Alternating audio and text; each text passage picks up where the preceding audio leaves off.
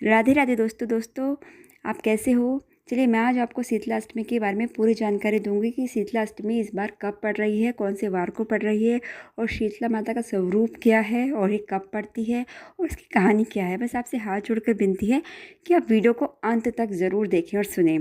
दोस्तों, हिंदू पंचांग के अनुसार चैत मास के जो कृष्ण पक्ष की अष्टमी तिथि होती है ना, उसको महाशक्ति के मुख्य स्वरूप शीतला माता की पूजा की जाती है।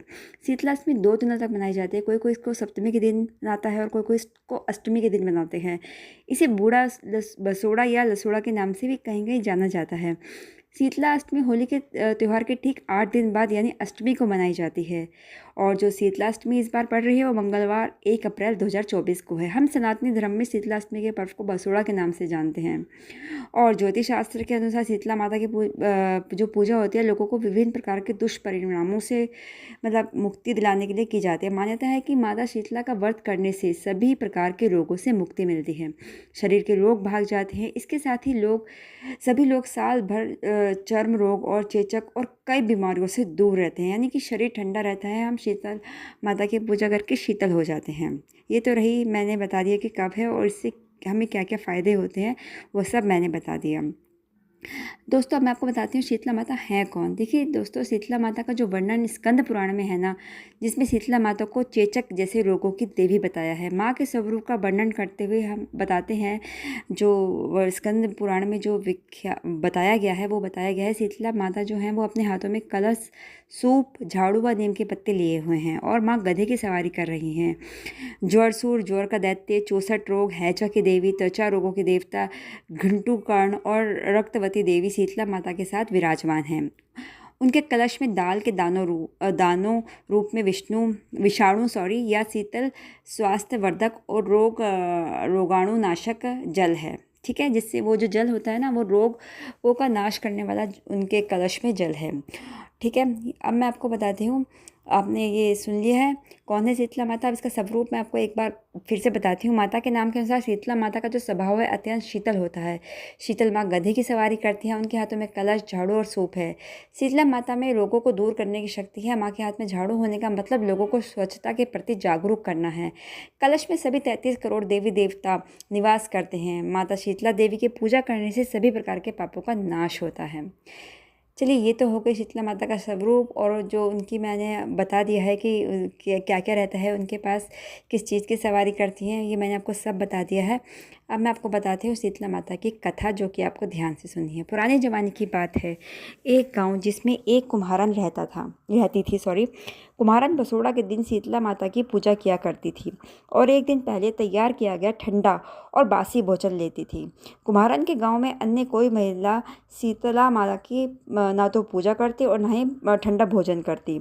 उस गांव में एक दिन एक बुढ़िया आई। उस दिन शीतला सप्तमी थी। बुढ़िया हर गांव वाले के घर गई और बोली, कोई मेरी जुएं निकाल दो। लेकिन उसे एक ही जवाब मिलता, तुम बाद में आओ, हम अभी खाना बना रहे हैं। बुढ़िया कुम्हारन के पास पहुंची। उसने कुम्हारन से मेरी जुएं निकाल दो कहा। कुम्हारन खाली थी, क्योंकि उस दिन उसने शीतला माता का व्रत पूरी श्रद्धा और विश्वास से रखा था। उसे खाना नहीं बनाना था, क्योंकि वह उस दिन बासी और ठंडी रोटी खाती थी। कुम्हारन ने बूढ़ी माँ से कहा, आओ तुम्हारी जुएं मैं निकाल देती हूँ। फिर कुम्हारन ने बूढ़ी माँ की सभी जुएं निकाल दी। शीतला माता, जो एक बूढ़ी औरत के वेश में थी, कुम्हारन पर बहुत ज़्यादा प्रसन्न हुई, जिसके बाद उन्होंने कुम्हारन को अपनी असली रूप के दर्शन दिए। अब हुआ यूं कि कुम्हारन के गांव में उसी दिन आग लग गई और पूरा गांव जलकर राख हो गया, लेकिन कुम्हारन के घर में आग नहीं लगी। कुम्हारन से गांव वालों ने पूछ लिया कि तुम्हारा घर इस आग से कैसे बच गया। कुम्हारन ने बताया कि यह सब तो माँ शीतला की कृपा है। शीतला माता ने इस आग से मेरे घर को बचाया है। फिर गांव वालों को कुम्हारन ने इस व्रत के विषय में विस्तार से बताया। गांव में आग की खबर राजा के कानों तक पहुंची, जिसके बाद राजा ने पूरे गांव में ढोल बजाकर बयान दिया कि अब से सभी लोग शीतला माता की पूजा करेंगे और बसोड़ा के दिन बासी और ठंडा खाना खाएंगे। कहीं कहीं इसको ठंडा भी बोलते हैं कि हम ठंडा खा रहे हैं। शीतला अष्टमी के दिन शीतला माता को अर्पित करने के लिए एक दिन पहले भोजन तैयार किया जाता है। इस बासी भोग को बसोड़ा कहा जाता है और अष्टमी के दिन इसे देवी को नैवेद्य के रूप में चढ़ाया जाता है। मतलब जो एक दिन पहले हम खाना बनाते हैं, उसको अगले दिन देवी को चढ़ाते हैं और भक्तों को प्रसाद के रूप में वितरित भी किया जाता है। और दोस्तों, मैं आपको एक ज़रूरी बात बता दूँ कि जो शीतला माता के हाथ में कलश, सूप, झाड़ू और नीम के पत्ते हैं, जो इस बात का प्रतीक है कि चेचक का रोगी वेदना में अपने कपड़े उतार देता है। रोगी को सूप से हवा की जाती है। चेचक के फोड़े झाड़ू से फूटते हैं और नीम के पत्ते फोड़ों को सड़ने नहीं देते। कलश का महत्व यह है कि रोगी को ठंडा पानी पसंद होता है और चेचक के धब्बे दूर करने के लिए उसे गधे की लीद से लीप दिया जाता है। इस दिन शीतला माता की पूजा की जाती है। उस दिन घर में चूल्हे को नहीं जलाया जाता। दोस्तों, ये तो हो गई शीतला माता की कथा। अब मैं आपको कुछ कुछ लोगों को शीतला माता की पूजा विधि नहीं पता है कि पूजा कैसे की जाती है। सबकी वैसे अलग अलग पूजा होती है, लेकिन मैं आपको बता देती हूँ। इस दिन सुबह जल्दी उठकर जो घर के काम होते हैं उससे फ्री हो जाइए। उसके बाद ठंडे जल से स्नान करना है, गर्म पानी से नहीं करना है। जिसके बाद संकल्प लें और पूरे विधि विधान से माँ शीतला की पूजा करें। इस दिन बासी भोजन करना चाहिए। इस भोग में शीतला माता की पूजा के लिए अपनी इच्छा अनुसार पूरी, पापड़ी, हलवा, लापसी, चावल, राबड़ी बना लें। माता का व्रत पूरे विधि विधान से और सच्चे मन से करने पर शीतला माता संतान पर धन, समृद्धि, चेचक और स्वास्थ्य का वरदान देती हैं। दोस्तों, ये बहुत अच्छी कथा है। आप भी सुनें और दूसरों को भी सुनाएं, दूसरों को भी शेयर करें। और इसमें जो बासी भोजन बनता है वो बिना लहसुन प्याज के बनता है। दोस्तों, वो बहुत ध्यान देने वाली बात है, इसलिए साधारण ही भोजन बनाएं। उसमें कुछ ऐसे मत बनाएं जो मतलब भोग में भगवान जी को अर्पित ना हो। और दोस्तों, एक और बात है, वो है ये कि शीतला माता की पूजा के पश्चात जो हम जल चढ़ाते हैं, उस जल को चढ़ाने के बाद उससे आँखों को धोया जाता है। यह परंपरा गर्मियों में आँखों की देखभाल करने की के लिए हिदायत की निशानी देती है। माता की पूजा के बाद हल्दी का तिलक लगाया जाता है। सुख, शांति और सौभाग्य के लिए घरों के मुख्य द्वार पर हल्दी का स्वास्तिक बनाया जाता है। हल्दी का पीला रंग मन को प्रसन्नता होकर सकारात्मकता को बढ़ाता है, भवन के वास्तु दोष दूर करता है। और दोस्तों, जो मान्यता है वो ये भी है कि मान्यता के अनुसार शीतला माता को ठंडी चीज़ें बहुत पसंद होती हैं। आप नाम से ही जान रहे हो, शीतला माता शीतल तो है ही। शीतला सप्तमी और अष्टमी को ठंडी चीज़ें चढ़ाई जाती हैं। इस कारण इस व्रत को बसोड़ा भी कहते हैं। दरअसल इस दिन के बाद से बासी खाना नहीं खाया जाता।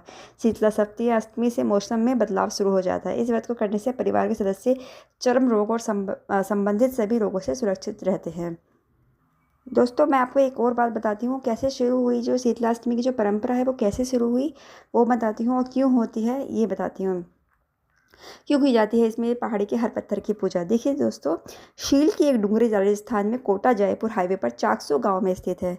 यहाँ स्थित एक छोटी सी पहाड़ी को लेकर लोगों में काफ़ी आस्था है। इस पहाड़ी के प्रत्येक पत्थर को शीतला माता के रूप में पूजा जाता है। लोग यहाँ से पत्थर ले जाते हैं और अपने घरों या मंदिरों में रखते हैं, फिर उनकी पूजा करते हैं। यहाँ के पत्थरों की बनावट भी खास है। शीतला माता का प्राचीन मंदिर इस पहाड़ी पर स्थित है, जो करीब 5 वर्ष पुराना 500 साल पुराना बताया जाता है। ऐसा माना जाता है कि इस मंदिर में ढोक लगाने से कई संक्रामक रोगों से बचाया जाता है, इसलिए यहाँ साल भर भक्तों को आना जाना लगा रहता है।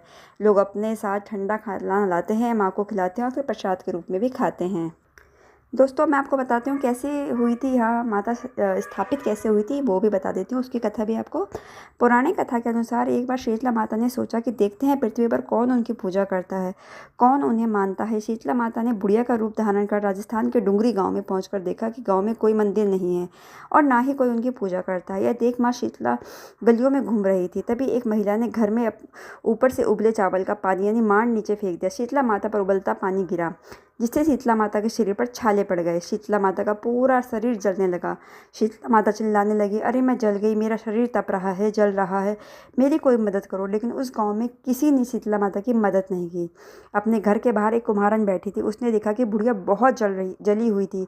महिला ने बूढ़ी माई पर ठंडा पानी डाला और कहा, माँ, मैंने अपने घर में रात की रबड़ी और कुछ दही रखा है, आप दही और रबड़ी खा लें। बूढ़ी माई ने रबड़ी और दही खाया तो शरीर को ठंडक मिली। महिला की नज़र उस बूढ़ी माई के सिर के पीछे गई तो कुम्हारन ने देखा कि बालों के अंदर एक आंख छिपी हुई है। यह देख कुम्हारन डर के मारे घबराकर भागने लगी। इस बीच बुढ़िया ने कहा, रुको बेटी, डरो मत, मैं भूत प्रेत नहीं हूँ, मैं शीतला देवी हूँ। मैं इस धरती पर यह देखने आई हूँ कि मुझे कौन मानता है, मेरी पूजा कौन करता है। यह कहकर माता स्वर्ण मुकुट धारण किए, हीरे जवाहरात का आभूषण पहने अपने वास्तविक रूप में प्रकट हुई। माँ के दर्शन कर महिला सोचने लगी, अब मैं गरीब माँ को कहाँ बैठाऊँ। कुम्हारन देवी से कहा कि आपको बैठाने तक की जगह मेरे घर में नहीं है, आपकी सेवा में कैसे करूँ। शीतला माता प्रसन्न होकर उस स्त्री के घर में खड़े एक गधे पर बैठ गई। एक हाथ में झाड़ू और दूसरे हाथ में डलिया लेकर महिला के घर की दरिद्रता को झाड़कर डलिया में भरकर फेंक दिया और महिला से वरदान मांगने को कहा। महिला ने हाथ जोड़कर कहा, माँ, मेरी बस यही कामना है कि आप गांव में स्थापित होकर रहे।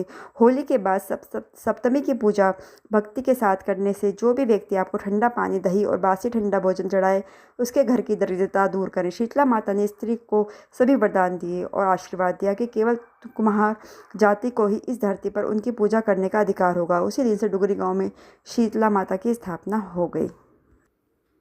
दोस्तों, आपको ये जो मैं पूरी जानकारी दी है, अगर आपको वो अच्छी लगे तो आप तो सुनिए और अपने रिश्तेदारों में और दोस्तों में ज़रूर से ज़रूर ज़्यादा से ज़्यादा शेयर किए, ताकि सब तक ये जानकारी पहुँचे और हमारे हिंदू का जो, हमारे सनातनों की जो प्रथा है, जो परंपरा है, वो सब तक पहुँचे। बोलो जय शीतला माता। राधे राधे।